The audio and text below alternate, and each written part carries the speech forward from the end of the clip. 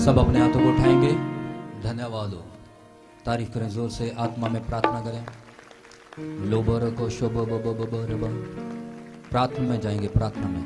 Thank you Jesus, धन्यवाद धन्यवाद, hallelujah. प्रभु का आत्मा आपको छुए और आनंद से भर दे। परमेश्वर का अभिषेक आपको छुए। हर आत्मा, हर अंधकार की शक्ति जो हमारे खिलाफ है, इसी वक्त से बांध देते हैं। परमेश्वर का रूह आपको सामर्थ से भर दे। Thank you Jesus. अपने हाथों को उठाएं, अपने आप को तैयार करें प्रभु के थैंक यू वचन के लिए। Jesus, thank you Jesus, thank you Jesus. बोले बोले, प्रभु मैं तैयार हूँ। Thank you father. बोलो बोलो, प्रभु मैं तैयार हूँ, मैं तैयार हूँ तेरे वचन को सुनने के लिए, तेरे वचन को सुनने के लिए, ग्रहण करने के लिए, ग्रहण करने के लिए, उस पे चलने के लिए, उस पे चलने के लिए। प्रभु प्रभु मुझे छू, मुझे छू, मैं तैयार हूँ, मैं तैयार हूँ तेरी आवाज को, तेरी आवाज को सुनने के लिए, सुनने के लिए। Thank you Jesus, thank you Jesus, thank you Jesus. सकाला बाका शबाका तबाका लबा।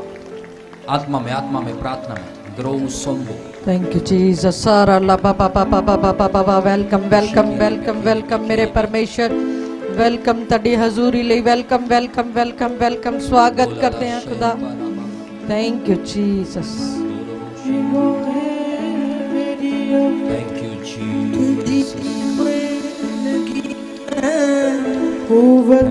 जीसस।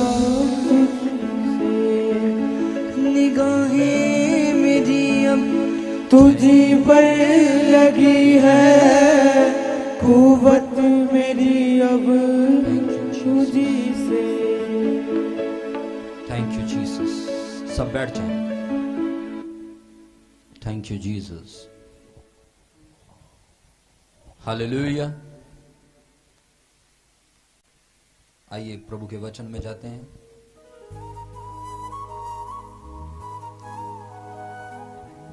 परमेश्वर का कलाम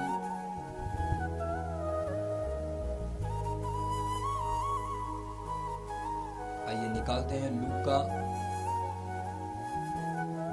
12 अध्याय उसके 35वें वचन को।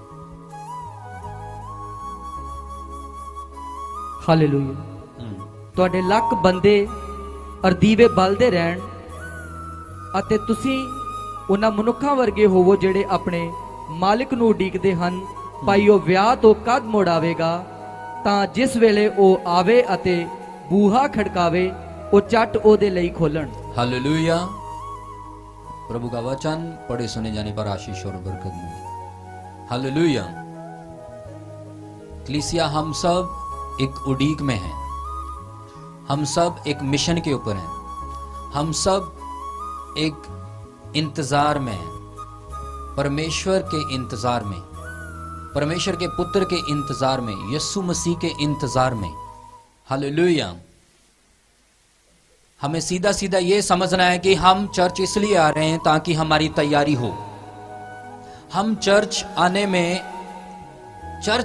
में हमारा कोई और मकसद नहीं, सबसे बड़ा मकसद ये है कि हम जब परमेश्वर आए, उस परमेश्वर से हम सीधे मिल पाएं, उस परमेश्वर के सामने हम खड़े हो पाएं, उसके योग बने, ताकि जब वो अपने जलाल में, अपने सामर्थ में, अपने अनुग्रह में, जब अपने वो सिंहासन पे विराजमान होगा, तो हम उसके सामने खड़े हो पाएं। हालेलुया। क्योंकि कलाम क्या कहता है कि तुम्हारी कमरे बंदी रहें और तुम्हारे दिए जलते रहें। कमरे बंदी का मतलब है आत्मिक तौर पर कि तुम तैयार रहो, तुम्हारी तैयारी बनी रहे। क्योंकि जैसे आज इंसान को पता नहीं कि चोर कब आएगा। क्या कोई बंदा कह सकता है कि मेरे घर में आज चोर आ जाएगा? जैसे चोर का पता नहीं कि वो कब घर में जाकर घुसकर चोरी कर ले, कोई पता नहीं, कहता वैसे ही परमेश्वर एक दिन आएगा, किसी को पता भी नहीं होगा। तो अगर आप जाग रहे हैं, अगर आप चौकन्ने हैं, अगर आप अलर्ट हैं, तो आप चोरी नहीं होने देंगे। क्यों? क्योंकि आप जाग रहे हो। जब आपको थोड़ा सा भी कुछ ऐसा लगेगा कि कुछ हिलजुल रहा है, कुछ आवाज आ रही है, आप जल्दी से उठेंगे और अपने धन को देखेंगे, अपने अंदर बाहर देखेंगे, अपने कमरों को देखेंगे, अपने दरवाजों को देखेंगे, और चोर समझ जाएगा कि नहीं, चोरी करना मुश्किल है। हालेलुया। इसीलिए हमें जागते रहना है कि कब वो परमेश्वर का पुत्र आ जाए। इसलिए परमेश्वर का वचन कहता है कि तुम जागते रहो, प्रार्थना करते रहो, तुम्हारे दिए जलते रहें। दिए जलने का मतलब कि तुझ में परमेश्वर की रूह का अभिषेक और उसकी सामर्थ कभी खत्म नहीं होनी चाहिए। तुझ में मसा कभी खत्म नहीं होना चाहिए। परमेश्वर का अभिषेक तुझ में कभी खत्म नहीं होना चाहिए। तेरा रिलेशन परमेश्वर के साथ हमेशा स्ट्रांग होता होना चाहिए। हालेलुया। क्योंकि संसार का जो संसार का रंग ढंग है, ये खत्म होता जा रहा है। संसार खत्म होता जा रहा है, संसार बढ़ता जा रहा है पाप में, संसार की चिंताओं में, संसार की लालसा में, संसार की इस चमकाहट में तुम खो मत जाना। संसार में कहता बहुत कुछ होगा, बड़े बड़े काम होंगे, बड़ी बड़ी टेक्निक आएंगी, बड़ी बड़े तुम ऐसी बातें सुनोगे जो हैरान करने वाली होंगी। कहता लेकिन तुम क्या करना, तुम उस संसार की परिस्थितियों में, तुम संसार के दुखों में, तुम संसार की तकलीफों में, तुम संसार की लालसाओं में अपने आप को खामोश मत करना, उदास मत करना। इन परिस्थितियों में तुम कहीं खो मत जाना, तुम उदास मत होना, पवित्र आत्मा को अपने से अलग मत करना। ये संभव है, ये होगा, ये 100% है कि यदि तुम संसार में रह रहे हो तो तुम्हें दुख आएंगे, मुसीबतें आएंगी, प्रॉब्लम आएंगी, लेकिन असल में ये प्रॉब्लम, ये मुसीबतें सदा तुम्हारे साथ रहने वाली नहीं, और ना ही ये शरीर तुम्हारे साथ सदा रहने वाला है। एक दिन ये प्रॉब्लम भी खत्म हो जाएगी। जब आपका शरीर खत्म होगा, ये प्रॉब्लम खत्म हो जाएगी और आत्मा परमेश्वर के पास चला जाएगा जो सदा जीवित रहने वाला है, और परमेश्वर के साथ आप सर्वदा राज करोगे। हालेलुया। हमें क्यों उन चीजों के ऊपर ध्यान देना है जो चीजें कुछ समय के लिए, जिनका टाइम मुकर्रर कर दिया गया है, जिसकी एक बुनियाद बना दी गई है, जिसकी एक लिमिट रख दी गई है कि हाँ इस टाइम के बाद ये बांस पुराना हो जाएगा, ये टेंट फट जाएगा, ये मेडिसिन एक्सपायर हो जाएगी। इंसान को ठीक करने वाली मेडिसिन भी एक दिन एक्सपायर हो जाती है। हालेलुया। एक तरह वो मर जाती है, उसका असर खत्म हो जाता है। इसका मतलब उसकी एक हद है, उसकी एक लिमिट है। लेकिन यीशु मसीह में बिताया गया एक पल, पवित्र आत्मा की सामर्थ और अनंत जीवन और यीशु मसीह की कुर्बानी की कोई लिमिट नहीं, वो हमेशा बनी रहेगी, और आप भी हमेशा यीशु मसीह के साथ बने रहेंगे। हालेलुया। इसलिए बड़ा आसान है इस संसार में उलझ जाना, बड़ा आसान है इन संसार में खो जाना, चिंताओं में खो जाना, परेशानियों में खो जाना। चिंता करनी अपनी, चिंता करनी कपड़ों की, चिंता करनी घर की, चिंता करनी बच्चों की, चिंता करनी वस्त्रों की, चिंता करनी खाने की, पीने की। क्या परमेश्वर का वचन नहीं कहता कि तुम अपने खाने पीने की चिंता मत करो? क्या परमेश्वर का वचन नहीं कहता कि तुम रहने और खाने पीने की, सोने की, किसी भी बात की चिंता ना कर, क्योंकि मैं तेरे क्या हूं, साथ हूं। हालेलुया। कहता मैं सर्वदा क्या हूं, तेरे साथ हूं। पहले मेरे धर्म और राज्य की खोज कर, कहता बाकी चीजें तुझे अपने आप ही मिल जाएंगी। किसी बात की कहता चिंता मत कर, क्योंकि जब इंसान के अंदर चिंता आती है तो उसका मन नढाल हो जाता है, वो ढल जाता है। पैसे की चिंता, कारोबार की चिंता, बीमारी की चिंता, कर्जे की चिंता, मैरिज की चिंता, हर एक टेंशन। हालेलुया। इसलिए प्रभु ने कहा संसार में तुम्हें कष्ट है, कलेश है, हौसला रखो, मैंने संसार को जीत लिया है। जब तुम आत्मिक तौर पर बलवंत हो जाओगे, सामर्थी बन जाओगे, तो शारीरिक तौर पर भी, संसारिक तौर पर भी तुम सामर्थी बन पाओगे, क्योंकि तुम पकड़ बना लोगे उन हालातों के ऊपर, उस परिस्थितियों के ऊपर जो तुम्हारे विरोध में खड़ी हैं, जो तुम्हें डिबोने के लिए आएंगी। हालेलुया।